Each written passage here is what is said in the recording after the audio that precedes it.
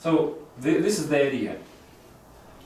Having a two-phase PBFT consensus will give us a significant gain in time in real-life networks. Of course, PBFT works pretty fast in labs, in some dedicated environments when you have many virtual machines sitting on very fast 10 gigabit networks and so on. But in real life, pinning for instance, from I don't know, from Seoul to LA or to somewhere in Canada or in Latin America can take hundreds of milliseconds, hundreds. So this is really a challenge for the system to be fast.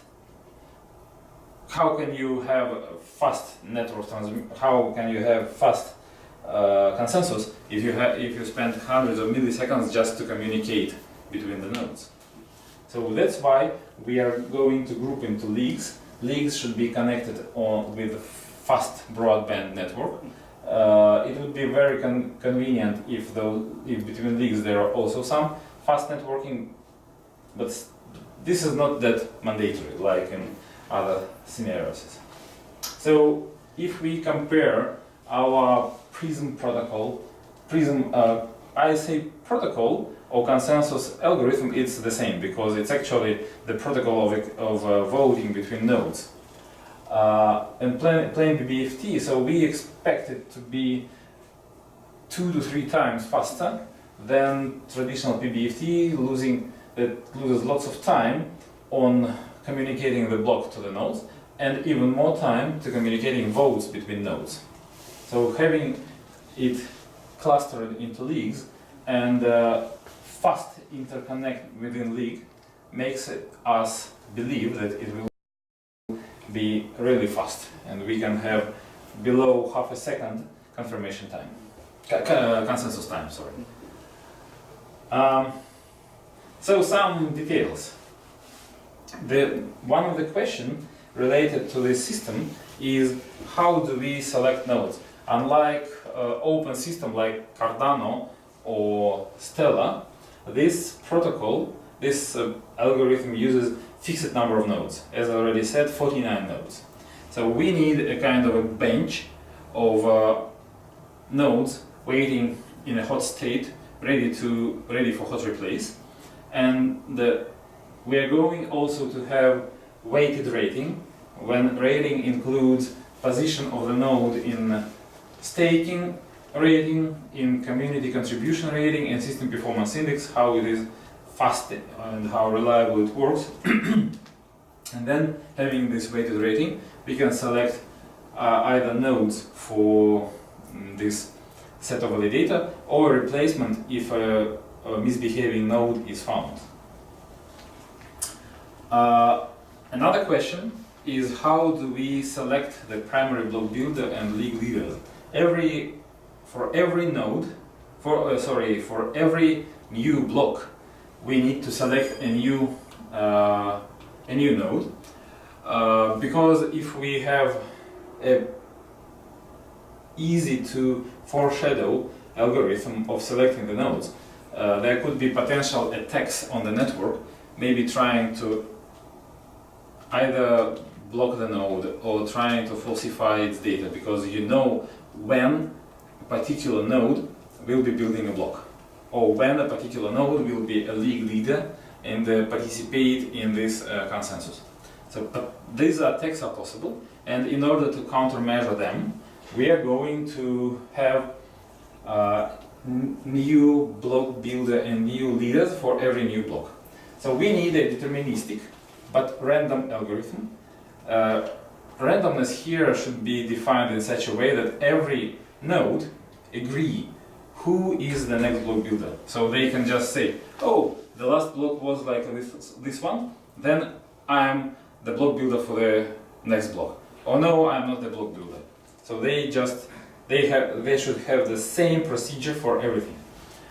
And since our protocol is actually synchronous, that is, due to fast consensus, we produce one block and then start building the next one. We always have the value of last block hash. We always know what is the last block, and we can calculate its hash And if we enumerate the blocks, the nodes from 0 to 84, then using modulo separation that finds remainder of division, we just say, oh, this formula will give us the ID of the next primary block builder.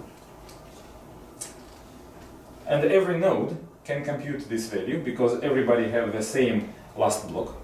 And they can easily check if this value meets my ID, then I am the primary builder for this block, for the next block. Or it doesn't match my ID, then I'm not. So we expect that the hash of the last block is uniformly distributed random value, and every node will have the same probability to become the block builder. Similar idea is utilized for selecting league leaders.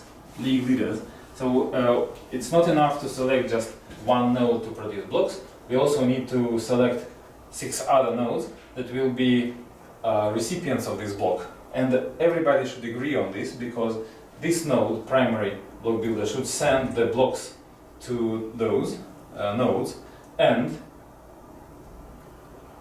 all other nodes in the league, for instance, should know that this is our league leader for this turn, and we should expect a block from this. So if we receive a block from somebody else, this is a fake block.